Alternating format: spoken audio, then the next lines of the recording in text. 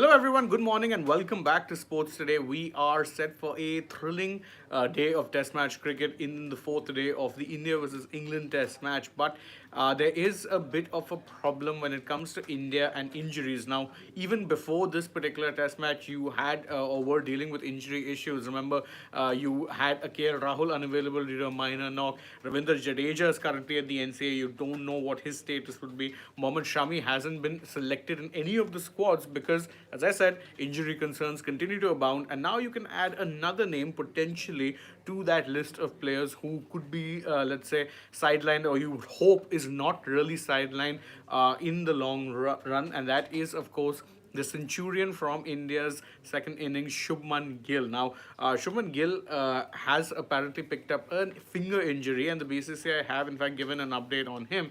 The update is that Shubman Gill had hurt his right index finger while fielding on day two. He will not be taking the field today. So that means whilst fielding, he picked up the knock. That means he batted through that particular, he batted through pain really in that time. He had the injury whilst he was batting as well, and he kept with it. So in one hand, I mean, good on him for gritting it out and grinding it out and getting to 100. It makes that 100 all the more appreciable. But according to another news report, if and we'll discuss that news report, and perhaps it'll shed some more light on why it is that Gill, let's say, was so keen to bat through. A news report has suggested that Shubman Gill was basically given an ultimatum that the second innings would be make or break for his Test career for the time being.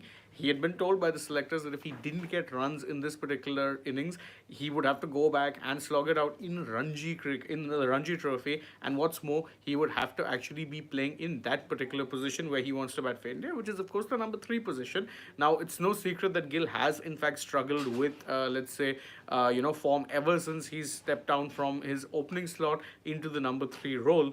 But now you'd understand why it is that he played through and ensured that he got that 100, because his test spot was very much on the line. Shubman was going to be actually playing Ranji Trophy cricket during the week odd gap that is going to be there between the second test and the third test, because there was every chance that he would not be selected in the team and that he'd need to play Ranji Trophy cricket and ensure that he stays in the conversation for that test spot. Pretty interesting times, really, if you're looking at it from that sense. And but on one hand, whilst Gill was being criticized, his knock definitely took a lot of, let's say, heat away from his poor form in recent times. And one of the people who was praising him, and in fact not just him but also Yashasvi Jaiswal, was Virendra Sehwag, taking to his X account or Twitter, depending on what you actually want to call it. He said that, I'm glad to see two youngsters, both under the age of 25, rising to the occasion and standing out. He's talking, of course, about Shubman Gill and Yashasvi Jaiswal, and he added that it's very likely that these two will dominate world cricket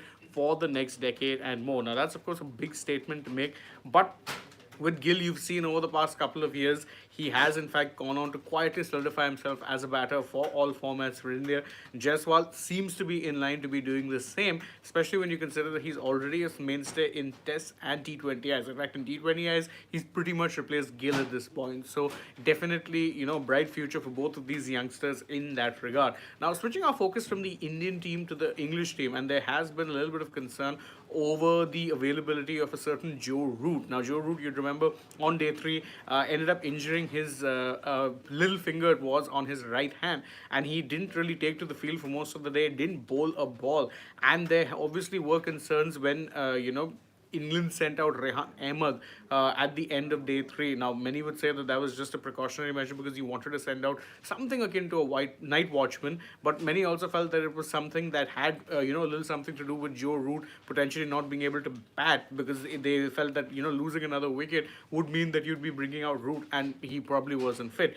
James Anderson had come to the post-match press conference yesterday, and he said that, look, I don't think there's much of a concern when it comes to Root. We're just making sure that his finger's as good as possible for tomorrow, because there's going to be a chance we need him with the bat. So according to Root, it's more a case of precaution than it is, let's say, them being concerned that he won't be able to bat at all. It's more a case of let's let him rest. We don't need to bowl him, but we'll ensure that he's fit enough to bat. Now, switching our focus from the world of cricket to the world of football, and there were some pretty interesting results in the Premier League last night. Arsenal ended up beating Liverpool 3-1, and that was a pretty big moment for them because, again, it has, I think, you can say, ignited their title race. There were two teams who were being seen as potential contenders for the Premier League against Man City.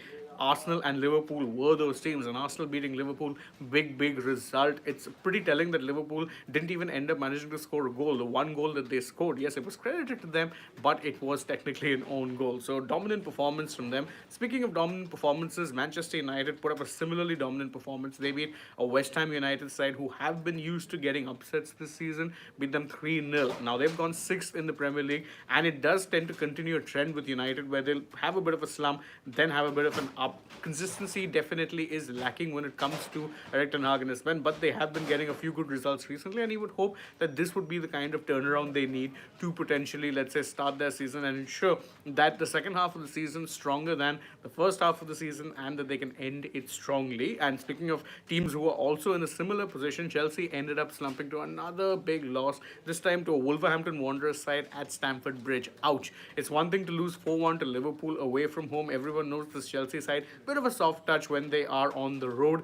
Unfortunately, even home comforts weren't good enough in this case. They were 2-1 down with about 60 minutes on the clock, then ended up losing 4-2 thanks to a Matheus Cunha hat-trick. Now, it does ramp up a lot of pressure on manager Mauricio Pochettino because, again, there were no significant reinforcements made during the January transfer window, and the only outgoing really was that of Armando Broja, the striker, who incidentally has only gone on a loan move. Obviously, with Chelsea, there are concerns over their financial situation because they did spend a lot in the past three windows, and no one was really expecting a lot of signings. But, I mean, there is definitely going to be pressure on the manager to arrest the recent slump.